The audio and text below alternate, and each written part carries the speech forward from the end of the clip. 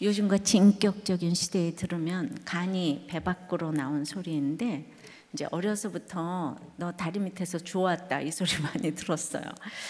근데 엄마가 그런 소리를 하는 것은 아니고, 저 막내딸이다 보니까 우리 언니들이 또 저를 그렇게 핍박을 해가지고, 그래서 이제 그런 것 같아요.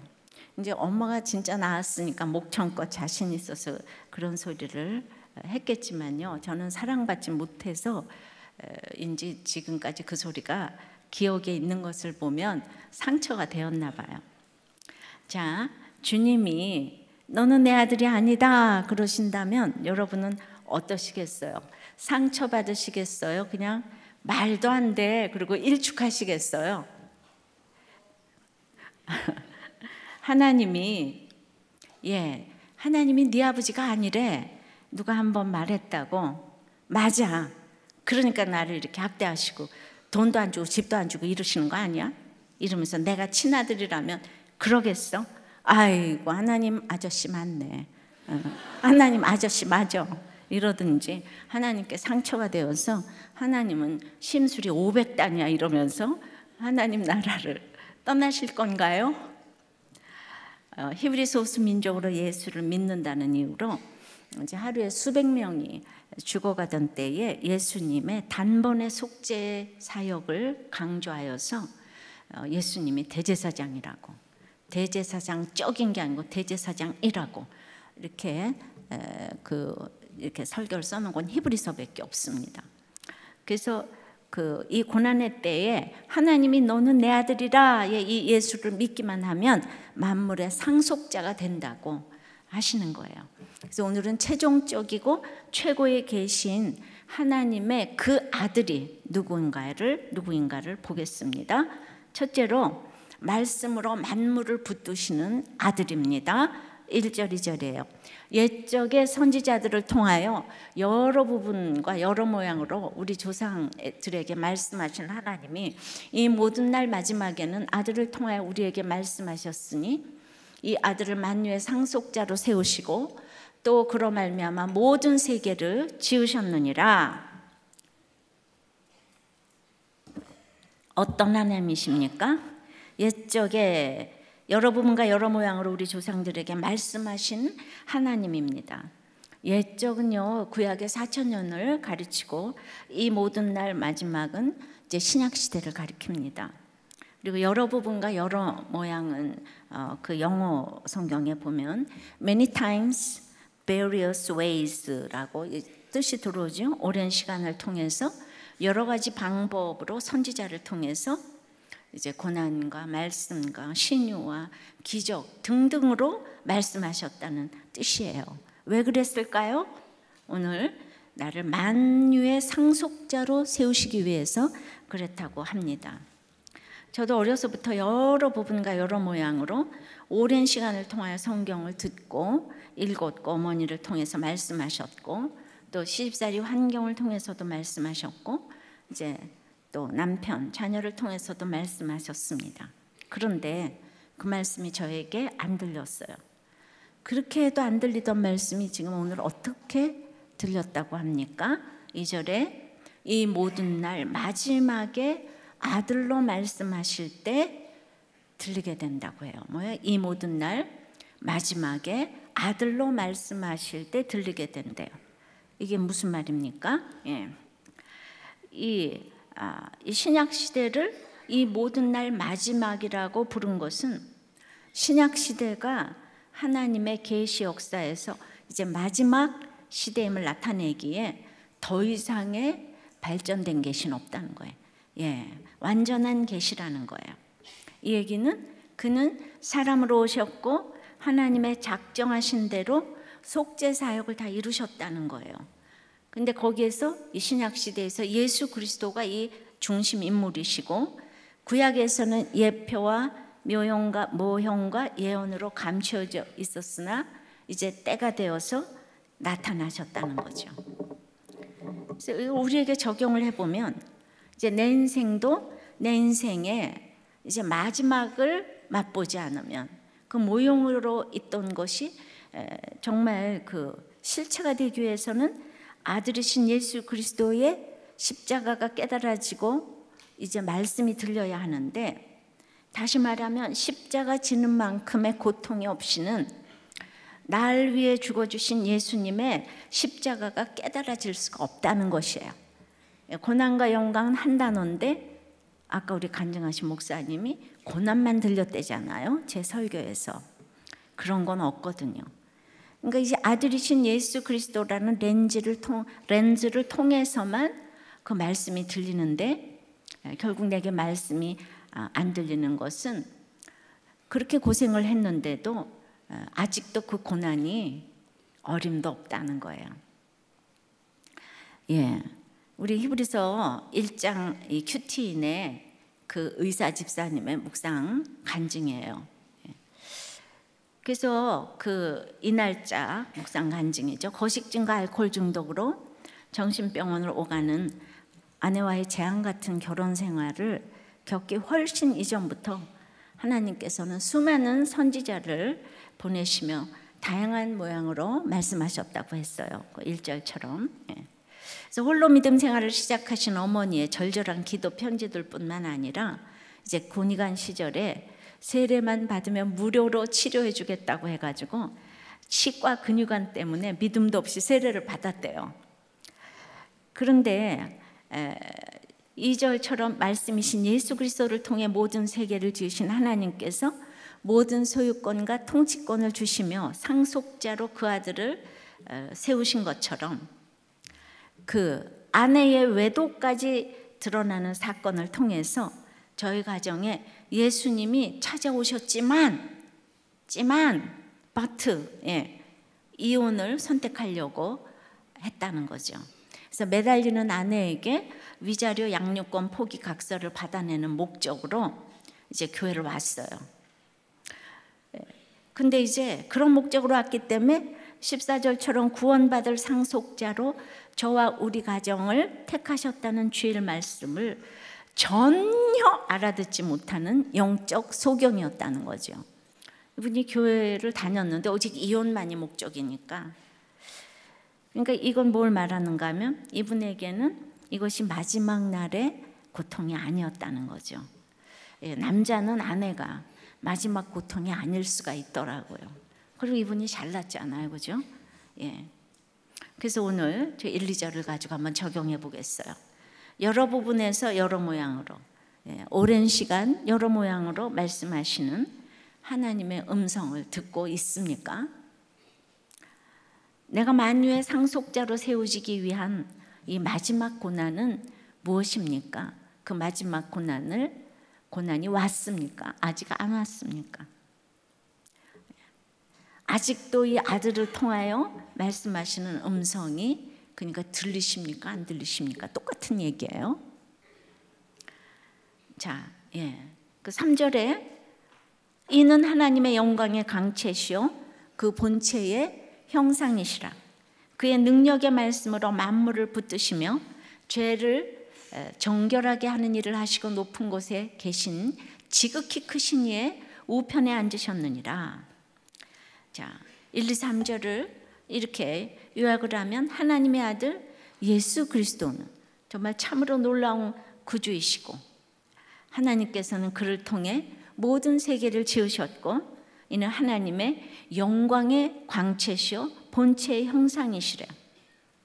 그런데 예수님께서는 자신의 능력의 말씀으로 지금 만물을 붙들고 계신대요. 또 그는 우리의 죄를 정결케 하는 일을 하셨고 높은 곳에서 위엄의 우편에 앉으셨답니다.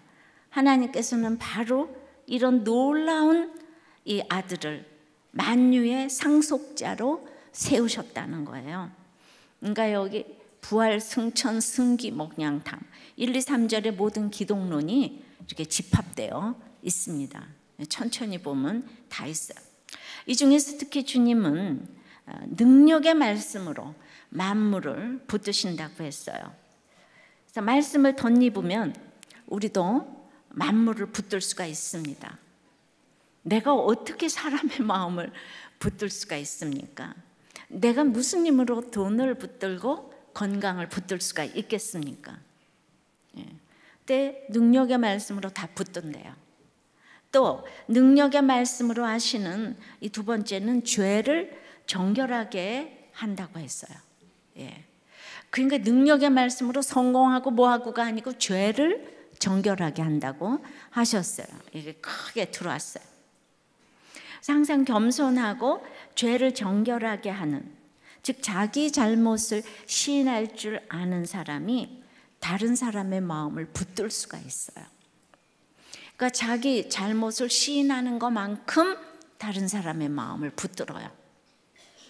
그래서 내가 먼저 잘못을 시인하면 남들이 무시하는 것이 아니라 나를 높은 곳에 계신 지극히 크신 이의 오른편 우편에 앉히신다 그러잖아요. 그죠? 그러니까 이 자기 죄를 보는 사람은 하나님이 이렇게 높이신다는 거예요. 다 수치를 감추고 있으면은 죄책감에 몸부림치는데 높이신대요. 우리들 교회가 괜히 부흥하는 게 아니고 이런 자존감들이 높아지기 때문에 이제 교회가 즐거운 거예요. 그러니까 모두가 이제 이런 높은 곳에 앉아 계시는 거예요. 낮으면서 높은 곳에 앉아 계세요. 지금 오늘은요, 이 큐티인의 남편과 아내 집사님의 간증이 2개 다 나왔기 때문에 그 남편과 아내 얘기로 도배를 하려고 해요. 그래서 이 외도까지 한 아내 집사님이 그 예레미야를 통해서 또 이렇게 간증을 해주셨는데, 그러니까 이제 이 아내는 이런 상황에서 남편의 마음을 붙들려고 별별 노력을 이제 다 한 거예요. 이게 상대적인 가치로 친정 어머니를 이제 만족시킬 그 엘리멜렉 같은 사짜 돌림 사익감을 찾아서 수없이 선을 보면서 그 엄마가 그냥 얘를 시집을 잘 보내려고 학대를 하다시피 해가지고 피아노를 가르치고 또 가르쳐서 화장실 갈 시간도 없이, 그래서 대학과 대학원을 피아노를 전공했어요.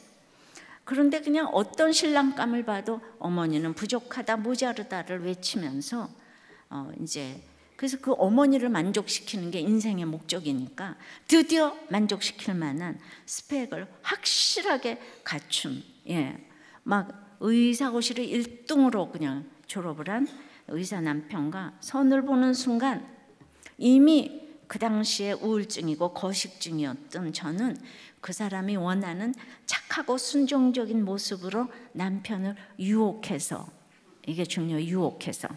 우리 남자들은 그냥 피골이 상접한 여자들을 그렇게 좋아하잖아요. 그냥 아무것도 모르고, 진짜 아무것도 모르고 그렇게 그냥 이 KBC가 되면, 갈비씨가 되면, 그래가지고 이제 그리고 유혹을 해가지고 3번의 만남 뒤에 기대와 설레는 마음으로 결혼에 골인한 거예요. 여러분들 결혼을 이렇게 속이지 않으면 이제 세상에서는 결혼이 안 돼요. 남들이 보기엔 다 너무나 멋있어 보이지만 굉장한 걸 서로 이제 속였어요. 그죠? 그런데 어머니의 몇백 배로 성공과 야망을 부르짖는 이 남편을 만나게 된 거예요. 그래가지고 이 남편의 마음을 붙들고자 이 피아니스트가 간호조무사 자격증까지 따가지고 병원에서 화장실 청소를 도맡아가지고 쉬지 않고 일한 거예요. 저 이거 너무 이해가 돼요. 저도 간호조무사 자격증을 따려고 했어요. 너무 남편한테 핍박을 받아가지고 그냥 할 줄 아는 게 없다고 이래가지고 집에서 너무 바보 같은 거예요. 밥도 못하는 데다가 간호사들이 너무 잘하는데 맨날 같이 있는데 아무것도 못하는 거예요. 제가. 그러니까 간호사한테도 무시받고 아줌마한테도 무시받고 이쪽 저쪽에서 다 못하니까. 그래서 정말 여기도 피아니스트 의사잖아요. 너무 그냥 이 공감이 그냥 100% 1000% 되는 거예요. 근데 이 사람은 그 자격증을 딴 거예요. 그런데 결국 간호사들에게도 환자에게서도 의사 사모님이 아닌 실수투성이 간호보조가 되어서 욕설을 그냥 듣는 게 지금 일인 거예요. 남편을 통해서 같이 올라가고 싶었던 이 계획이 다 틀어지니까 그냥 나를 굶기는 이 자학만이 절정에 달해가지고 드디어 몸무게가 30kg가 됐다는 거예요. 이건 있을 수가 없잖아요. 비아프라. 그래가지고 이제 남편이 잠든 틈을 타서 남편이 남긴 술을 한 잔 한 잔 홀짝홀짝 마시는 것이 유일한 탈출구가 됐는데 그게 점점 이제 늘었어요. 예. 그런데 중독이 됐는데 술을 마셔야 하기에 남편이 잠들지 않으면 막 초조하고 불안해서 홍삼과 각종 차에 수면제를 타서 남편에게 먹였대요. 빨리 자라고. 이제 남편이 하도 발바대고 못한다고 이러니까 이번에 오셨던 이 목사님 그 교회 성도도 남편이 너무 이혼하자고 너무 미워가지고 화장실 변기물에다가 라면을 삶아서 줬대잖아요. 여러분들 라면 먹을 때마다 이게 변기물인가? 여러분 어떻게 알겠어요, 그죠? 변기물이라도 끓이면 괜찮아요. 예. 자, 결국 남편을 소중히 여기지 않았던 모든 것이 드러나서 최악의 만남이 되어서 남편은 거식증, 알코올 중독 환자는 살 수 없다며 정신병원에 입원하든지 이혼하든지 둘 중에 한 가지 하라. 그래서 정신병원과 이제 남편 병원에서 집만 오가며 살다가 자기를 너무 인정하지 않으니까 이제 뭐 지금도 그렇겠죠. 인터넷 동호회를 통해서 처음으로 세상 밖으로 나와서 보니까 나에게 관심을 보여주는 거기 또 이상한 남자들이 많잖아요. 그 KBC를 좋아하는 남자들이 수두룩하잖아요. 그래가지고 막 사랑을 표현해주는 남자들이 수두룩 있는 거예요. 그래가지고 그들과 그냥 문자를 주고받고 만나고 그래가지고 드디어 남편이 이걸 다 보게 됐어요. 그러니까 이제 막 이혼을 부르짖으면서 드디어 이걸 다 알게 됐어요. 이것이 결국 남편의 마음을 붙들고자, 그죠? 그 시기마다의 천사가 달라지잖아요. 그래서 학교 천사가 있고 피아노 천사가 있고 남편 천사가, 그게 나를 이제 정말 성공해서 행복하게 해줄 거다. 예. 그랬는데 이렇게 세상에 남편 마음 붙들고자, 세상의 성공을 붙들고자 이를 악물고 피아노를 치고 간호조무사를 했는데 결론은 정신병원에 입원하고 다른 남자하고 외도를 하고 거식증에 우울증에 모든 사람에게 무시를 받고 하는 일들이 이렇게 일어났어요. 그렇게 내 마음 남의 마음 하나 붙드는 것이 어렵습니다. 물론 지금 이 아내 집사는 이제 만물을 붙드는 인생이 됐어요. 붙들려고 노력해서 붙드는 게 아니고 매일 말씀을 통해서 죄를 보고 오다 보니까 그냥 저절로 남편의 마음이 이제 붙들어졌어요. 그래서 이혼하려는 사람들의 마음을 붙들어서 가정을 살리고, 죽고 싶은 사람들의 마음을 붙들어서 살게 하고, 예수를 모르는 자들의 마음을 붙들어서 주님을 영접하게 하는, 그야말로 능력의 말씀으로 모든 사람들의 마음을 붙들고 가는 줄을 믿습니다. 네. 이 모든 것들이 약재료가 되었어요. 자, 만물은 허공에 떠 있어요. 하나님은 한순간에 우주를 접을 수도 펼 수도 있어요. 그러나 죄를 정결케 하시는 분도 말씀으로 만물을 붙드시는 분도 다 아들이세요. 그러니까 안타까워요. 죄를 봐야지 능력의 말씀으로 만물을 붙들 건데, 예. 그래서 우리가 예수님 당시 성경 박사인 유대인 바리새인들도 마찬가지 아닙니까? 성경을 지식으로 알고 있는데 적용을 싫어하니까 절대로 성경을 안다고 사람들의 마음을 붙드는 게 아닌 거예요. 박사가 사람들의 마음을 붙드는 게 아닌 거예요. 그러니까 여기도 적용을 해보세요. 능력의 말씀으로 붙들어 본 돈이나 건강이나 권세나 명예나 또 결혼이나 이런 마음이 있습니까? 있었어요? 아니면 말씀이 아닌 내 지식과 외모와 물질과 감정과 이것으로 상사나 아내와 남편의 마음을 지금 아직도 이것으로 붙들고 있습니까? 능력의 말씀으로 내 모든 저기를 가정을 붙듭니까? 회사를 붙듭니까? 아직도 세상 이 모든 가치관으로 붙들고 있습니까? 능력의 말씀으로 이제 이렇게 만물을 붙드신 아들인데, 두 번째는 근데 그 아들이 천사보다 훨씬 뛰어나신 아들이라는 거예요. 4절서부터입니다. 그가 천사보다 훨씬 뛰어남은 그들보다 더욱 아름다운 이름을 기업으로 얻으심이니 하나님께서는 어느 때의 천사 중 누구에게 너는 내 아들이라 오늘 내가 너를 낳았다 하셨으며 또다시 나는 그에게 아버지가 되고 그는 내게 아들이 되리라 하셨느냐. 또 그가 맏아들을 이끌어 세상에 다시 들어오게 하실 때에 하나님의 모든 천사들은 그에게 경배할지어다 말씀하시며, 이 세상에 예수님보다 아름다운 이름은 없어요. 그런데도 우리가 천사에게 쉽게 미혹되기 때문에 하나님께서 내가 언제 천사 보고 아들이라고 했냐, 언제 내가 너를 낳았다고 했냐 이러면서 호통을 치시는 거예요 지금. 그러니까 천사는 예수님을 경배해야 할 신분이고 천사들은 우리를 위해 하나님의 심부름을 하는 거예요. 하나님의 명령을 벗어나서 독자적으로 일하는 천사는 없어요. 그런데도 사람들이 이렇게 천사를 따르는 이유는 천사들이 인생의 문제를 해결해 준다고 믿기 때문입니다. 그래서 결혼과 가정과 교회의 문제도 그런 사람을 찾아가서 맡기고 싶고 배우자를 골라도 그런 사람을 고르고 싶어 합니다. 창조주이신 예수님이지만 이 땅에 오실 때 비천한 목수의 아들로 오셨기 때문에 사람들은 예수님보다는 이 날개 달린 천사를 다 더 좋아합니다. 그래서 천사가 경배의 대상이 되어서 천사 같다는 말을 최고의 칭찬으로 여기는 거예요. 그런데 예수 믿는 사람에게는 하나님 때문에 저 사람이 달라졌다, 이게 칭찬이지 천사 같다 이거는 아직 믿지를 못한다, 좀 이런 뜻이 있는 거예요. 아직 예수님만이 가장 아름다운 이름이라는 것을 모르기 때문입니다. 우리는 천사와 예수님을 비슷해 보인다고 쉽게 혼동해요. 분별하기가 너무 어렵습니다. 돈도 있고 권세도 있고 교양과 지식을 갖추고 도덕적으로도 선한 그야말로 천사 같은 사람을 이제 예수님보다 더 의지하게 된다는 말이죠. 그래서 이렇게 천사 좋아하다가 다 이단에 빠지는 거예요. 이단들이 얼마나 처음에 볼 땐 경건한지 몰라요. 자, 외국에서도 동성애자들이 그렇게 착하고 나이스하다는 거예요. 겉으로 보일 땐 그런 거예요.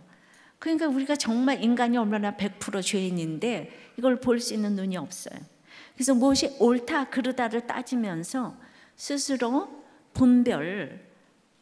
분별하려고 하기보다는 정말 성령님의 도우심을 구해야 되는 것입니다. 하나님께서 우리를 위해 보내신 천사에게 집중하지 말고 천사보다 뛰어난 하나님께서 세우신 아들에게 집중해야 합니다. 근데 혼자서는 집중할 수가 없어요. 그러기에 말씀이 있어야 하고 공동체가 있어야 하는 거예요. 그러니까 우리 아까 목사님이 그렇게 연예인 시키지 말라고 목장 초원에서 처방받았는데 안 들렸다 그러죠. 이번 주일에 한 목사님도 집을 팔라고 인터넷에다가 하도 안 팔려서 내놓으려고 했더니 목장에서 그런 거 내놓으시지 말라고 그랬는데 둘째 해 때문에 정신이 없어서 안 내놨는데 그 정신이 없는 사이에 집이 팔렸다는 거예요. 이거 목장 얘기만 들으면 자다가도 떡이 생긴다, 지금 뭐 이런 얘기인 거예요. 그 적용해 보세요. 무슨 일이 있어도 나를 지켜줄 것 같은 천사 같은 사람은 누구입니까? 여러분이 숭배하는 예수 없는 지식과 선함과 능력과 재물과 외모의 천사는 누구입니까? 있잖아요, 이렇게 큐티를 하면 한 절 한 절 질문을 뽑아내는 거예요, 이렇게. 그리고 그걸로 상담도 하고 나눔도 하고 기도도 하는 거예요. 그래서 이렇게 큐티를 했더니 우리들 교회 교인들이 실력이 대단한 거예요. 뭐라고요? 나를 지켜줄 것 같은 천사가 누구냐? 예수 없는 그런 천사는 누구냐? 이거를 생각해 보세요. 7절은 또 천사들에 관하여는 그는 천사들을 바람으로 그의 사역자들을 불꽃으로 삼으시느니라 하셨을 때, 내가 예수 그리스도 안에 있으면 내가 천사보다 더 높아요. 그래서 바람과 불꽃을 부릴 수 있는 신분이라는 걸 알아야 합니다. 근데 바람과 불꽃은 자유의지가 없는 도구일 뿐이지만 그러나 우리에게는 자유의지를 허락하셨어요. 사람도 돈도 하나님의 일을 위해서 이제 모아 주십니다. 문제를 해결하는 것이 아니고, 그래서 우리는 천사가 문제를 해결해 줄 것 같아서 천사를 숭배하는데, 우리는 문제를 해결하는 게 해결이 아니고 그 문제가 해결이 안 돼서 주님을 찾게 되는 것이 완전한 해결이라 이거예요. 뭐라고요? 좀 잠 좀 깨시라고.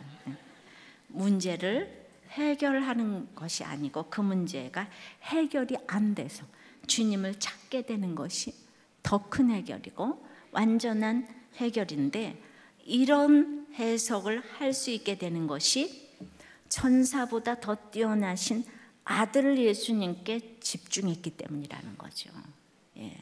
인간 이거 나를 위해 죽어주신 아들 있잖아요. 이게 구속사인 거죠. 구속사적으로 말씀을 해석해야 이 해석이 들어오는 거예요. 들어오십니까? 뭐 어려우시지만 그냥 들으시면. 그러니까 믿지 않는 사람들이 기업을 운영하고 재화를 생산해내도 믿는 사람들이 하나님의 일에 그 물질들을 다 사용하는 거예요. 정말 저를 봐도 그렇습니다. 쓸만한 사람한테 하나님은 모아주는 게 있는 거예요. 믿는 나를 통해서 그들을 하나님의 도구로 사용하게 되는 것입니다. 그러나 우리는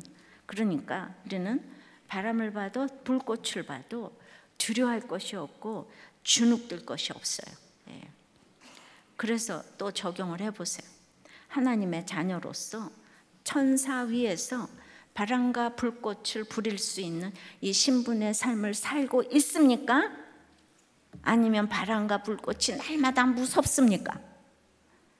그러니까 여러분들은 그냥 천둥만 나도 무섭지 않아요. 그죠? 예수를 그렇게 믿으면서 놀라라. 정말 저는 그런 건 안 무서워요. 여러분들이 속이는 게 제일 무서워요. 정말 천둥 번개는 하나도 안 무서워요. 이거 바람과 불꽃을 부린다지 않아요. 천사도 부리는 걸 우리가 왜 못 부리겠어요? 이렇게 적용을 좀 해보시라고요. 그러니까 내가 무섭다 그러면 남자들이 좋아할 줄 알지만 그렇다고 좋아하지 않아요. 무서워 그러면은 내가 옆에 있어 줄게. 그렇게 해서 마음을 붙드는 건 아니에요. 자, 이런 배경으로 히브리서 저자에 대한 적용을 좀 해보려고 합니다. 16세기 전까지는 히브리서의 저자가 바울이라는 설이 유력했어요. 그리고 1600 동안이나 그 바울이었는데, 종교개혁 16세기 중반에 루터가 아볼로서를 강하게 주장했어요. 저도 개인적으로는 아볼로라는 주장을 받아들이고 싶습니다. 확실히 문체가 바울과는 다르다는 생각이 들어요. 그리고 이건 팩트는 아니기 때문에 아볼로라고 생각하는 건 제 적용이에요. 적용을 해보면 아볼로는 성경 박사라고 할 수 있습니다. 히브리서는 구약 레위기의 주석이라고 할 만큼 성경을 관통하고 있습니다. 그 정도로 구약에 능통했는데 예수 그리스도를 주로 알지 못했기 때문에 이 바울의 천막 동지인 브리스길라와 아굴라가 그 아굴라에게서 이 아볼로가 양육을 받았어요. 그래서 예수님 만나고 나서는 그 실력대로 얼마나 전파를 잘했는지 바울이 고린도 교회를 아볼로에게 맡기고 떠났습니다.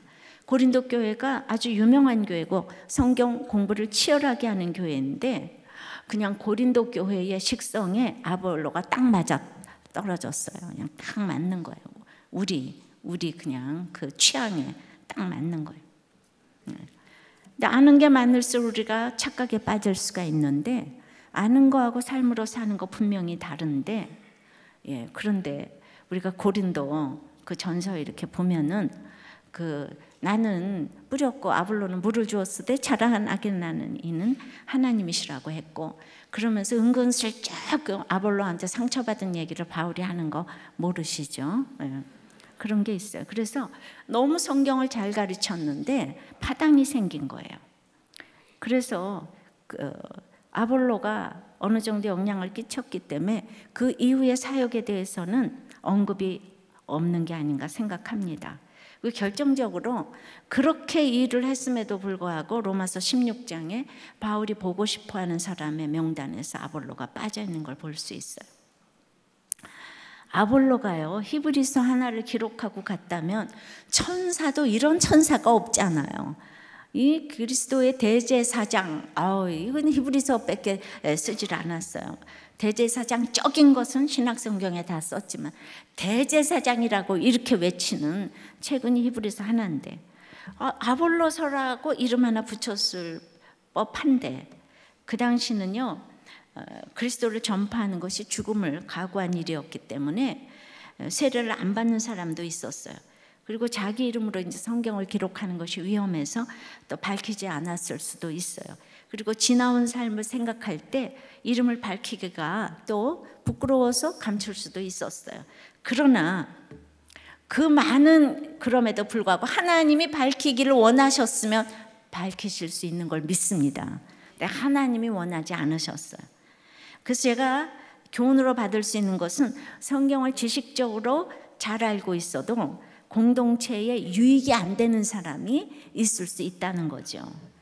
그러니까 이 사람은 예수 그리스도를 주로 알았어요. 눈물과 애통함으로, 바리새인 같지 않아요. 근데 그 눈물과 애통함으로 받아들이는 것 같은데도 자기를 자랑하며 파당을 만들 수가 있다는 것을 보여주었어요. 아볼로가 바울과 비견될 만큼 대단한 사람이었지만은 이제 하나님께서는 아볼로에 비해 말이 조란, 왜 그런 줄 알아요? 고린도전서에 보면은 내가 말이 조라다고 누가 그러나 나는 뭐 지혜의 아름다운 것으로 전하지 않고 십자가로 이렇게 복음을 전하겠다고 이제 바울 사도가 그러잖아요.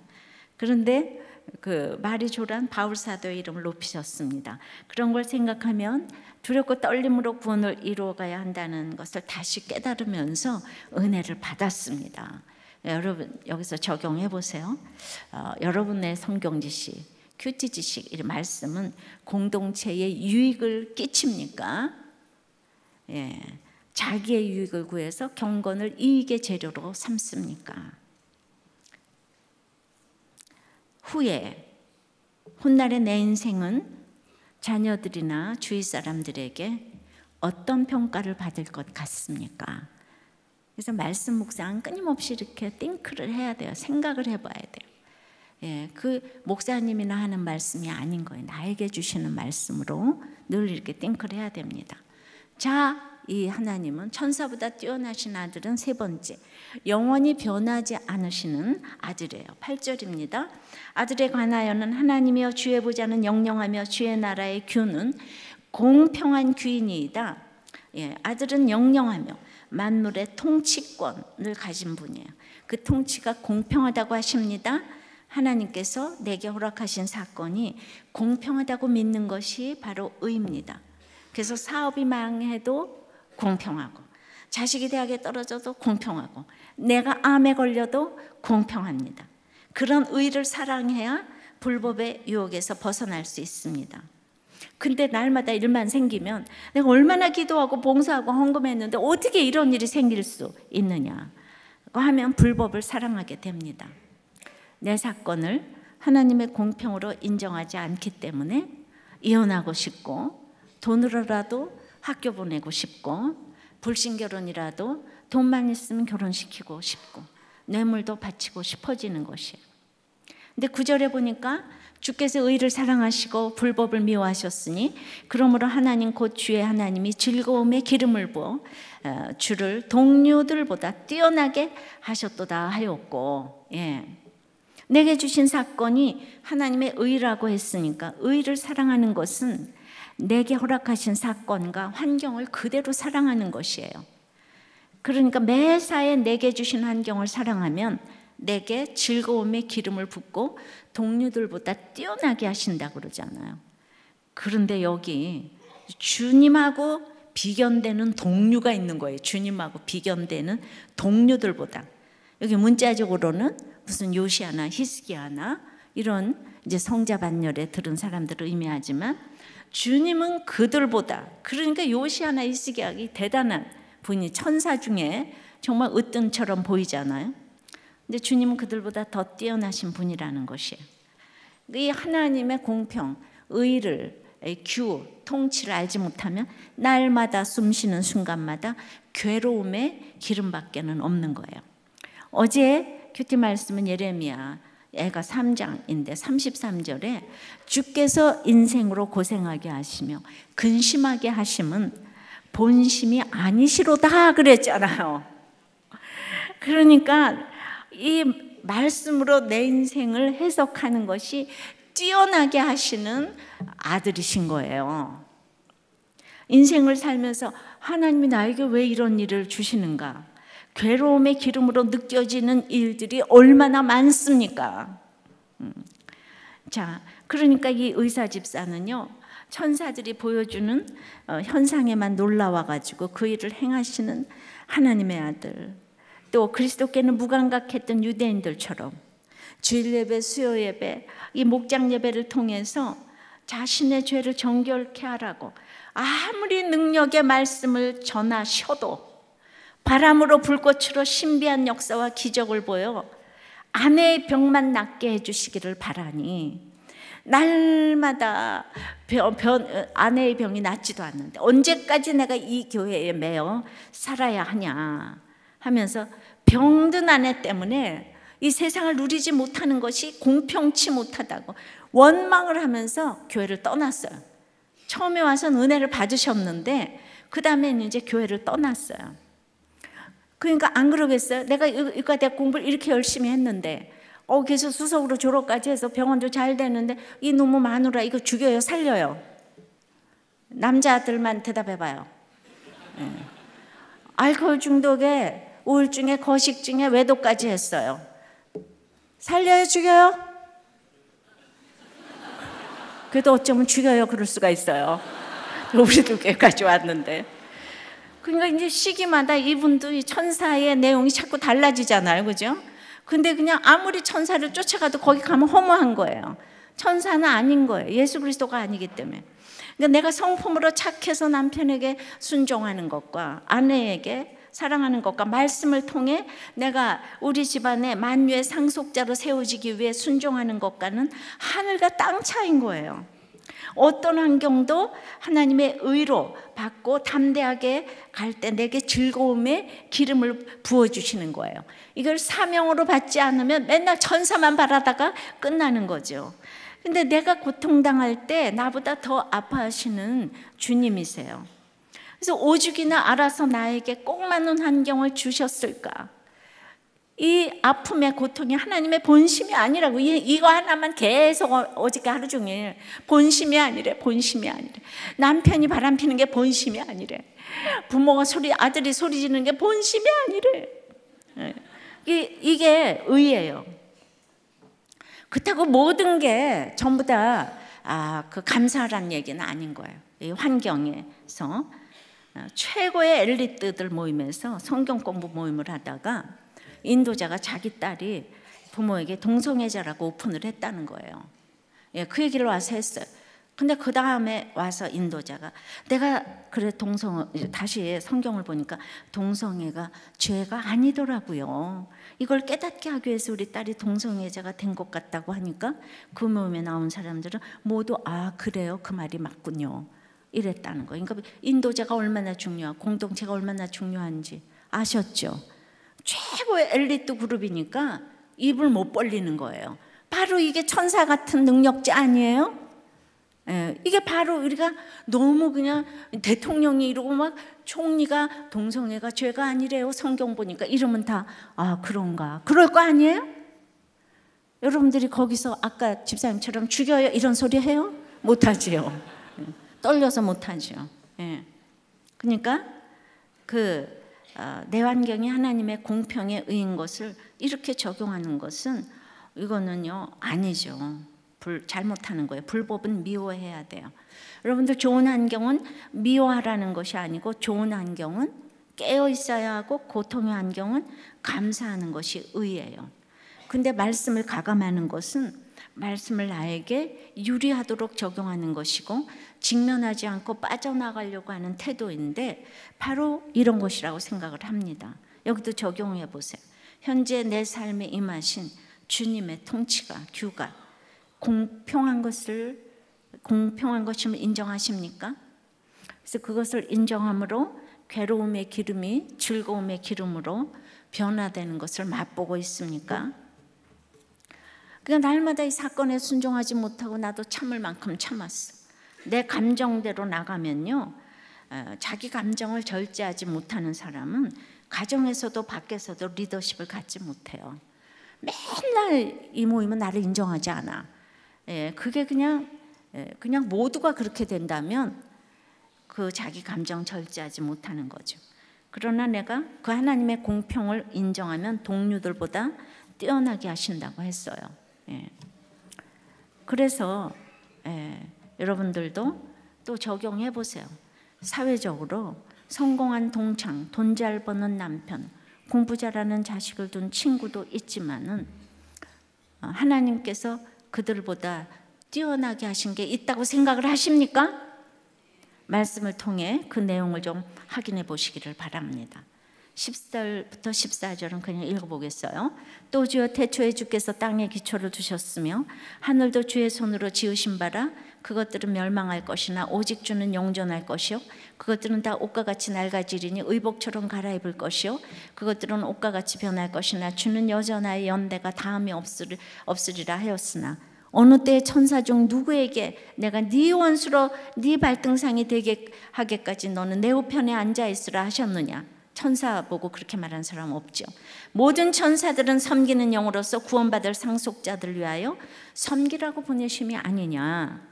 하나님이 지으신 모든 피조물은 썩어질 거예요. 남편도 자식도 아내도 돈도 다 내 육신도.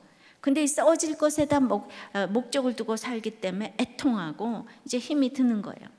하나님께서 필요하시면 그렇게 보이지 않는 가운데에서도 나를 위해 천사를 돕는 영으로, 부리는 영으로 사용하십니다. 눈에 보이는 사람이 천사 역할을 할 수도 있어요. 근데 내가 돕건 남의 돕건 그렇게 우리는 사람을 우상화해서는 안 되는 거예요. 그렇게 찾고 마치 내가 예수님인 양 착각하시면 안 되는 거예요. 만물을 붙드는 힘은 오직 말씀의 능력이에요. 사람의 외모와 능력에 속지 마시고 만물의 주인이신 주님만 붙들고 내 가정과 교회와 공동체에서 만유의 후사로 상속자로 세움받는 여러분들이 되시기를 바랍니다. 그래서 이제 공동체 고백, 부인과 남편 얘기를 또 들려드려요. 그 남편과 저는 이제 서로를 원수같이 여기며 이혼하려고 했었지만 결혼 당시 시어머니께서는 세상적인 가치관으로 똘똘 물들어 있던 제가 성가대 반주자였다는 사실 한 가지로 결혼을 승낙하셨어요. 그래서 홀로 믿음을 지키시며 목사님 말씀을 듣고 계셨던 시어머니께서는 우리들 교회 한번 가서 설교 듣고 정신 차리라고 며느리한테 그렇게 외도한 며느리한테 우리들 교회 오면 살려주겠대. 이 시어머니 훌륭하시지 않아요? 아유 정말 우리 어떤 경우에도 이렇게 이혼시키시면 안 돼요. 5살 아이들이 보는 앞에서 남편이 제 머리에 술을 부으며 네 엄마는 알코올 중독자라 네 엄마의 실체를 보라고 외쳐도 끊지 못했던 술입니다. 그런데 와서 수많은 지체들이 물질 건강, 자녀가 사로잡혀가는 고통 가운데에서도 여호와의 명령을 거역한 자신의 죄를 보며 여호와는 의로우시다고 고백하는 모습에 이제 내 고통, 내 수치는 이런 건 없을 거야 하면서 숨겼던 것들을 조금씩 오픈하게 되었습니다. 그리고 이제 영적이 아니라 육적인 엘리멜렉 같은 남편을 원했던 것을 깨닫게 되어 회개하니 그 술보다 더 좋은 말씀으로 능력의 말씀으로 술을 끊게 되었습니다. 할렐루야.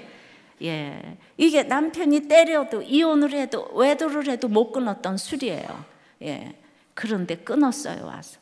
그리고 하나님께서는 그렇게 자기가 해결했더니 전혀 생각지 못한 디스크 파열로 응급수술을 받아 교회로 돌아오게 하셨고 그날 야곱의 환도뼈를 치시는 창세기 말씀을 통해 남편은 오열하며 울었습니다.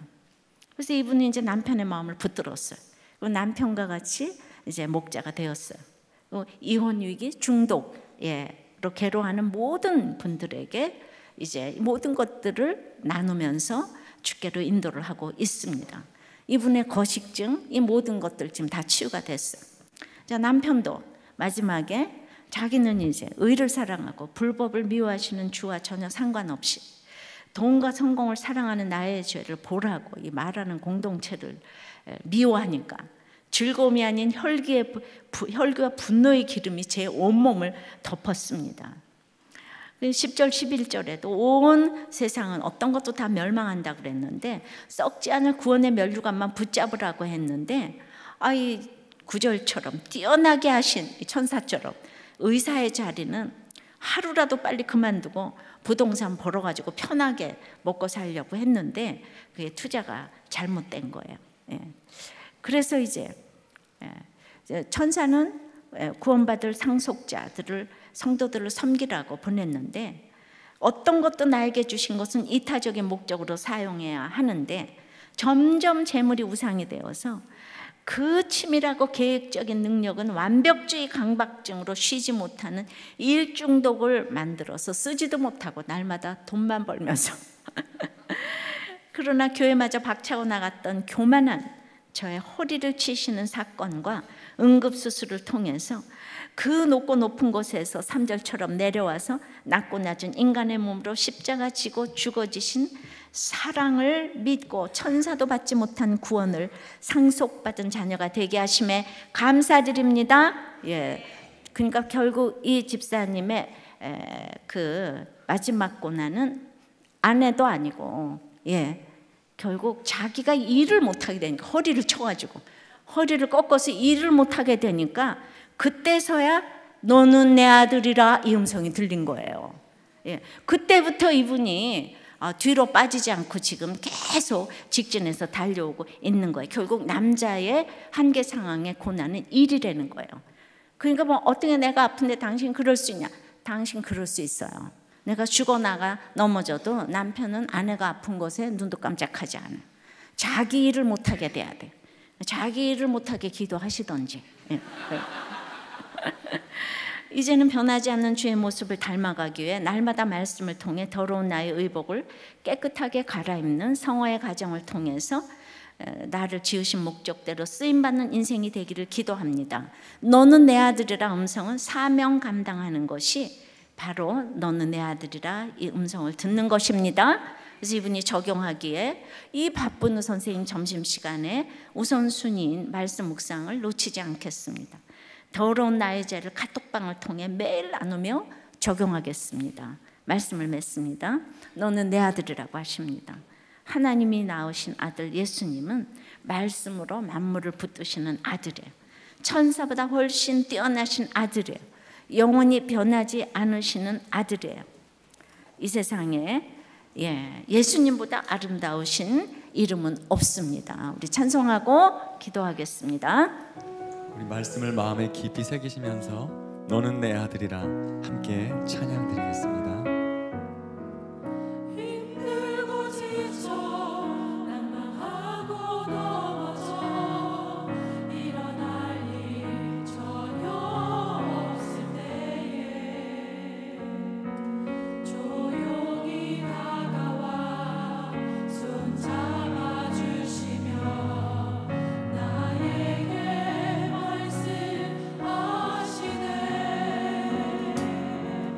나에게 실망하며 내 자신 연약해 고통 속에 눈물 흘릴 때에 못자국 난 그 손길 눈물 닦아주시며 나에게 말씀하시네. 너는 내 아들이라 너는 내 아들이라 오늘 날 내가 너를 낳도다. 너는 내 아들이라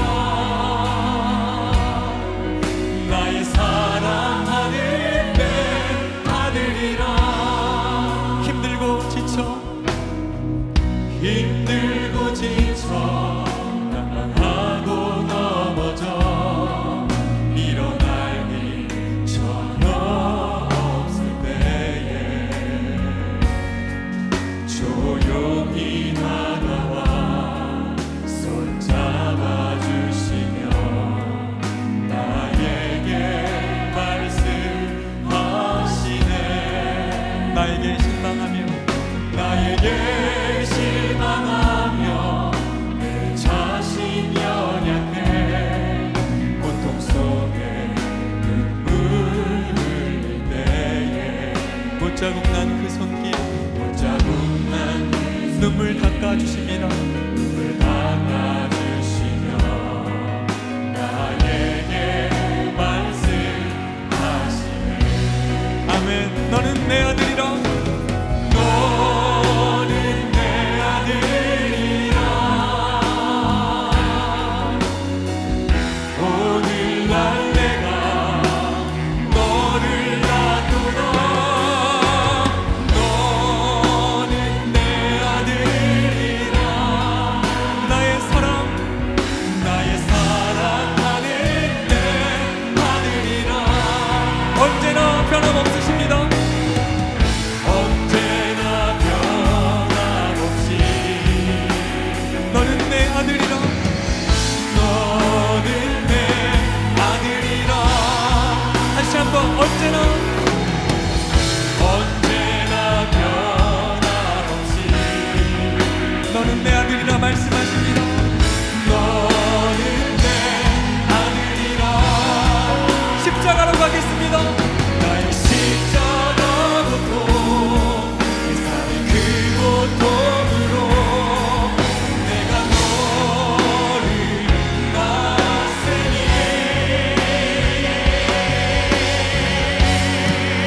너는 내 아들이라. 너는 내 아들이라. 오늘 날 내가 너를 놔두나. 아멘. 너는 내 아들이라. 나의 사랑하는 내 아들이라. 나의 사랑하는 내 아들이라. 나의 사랑하는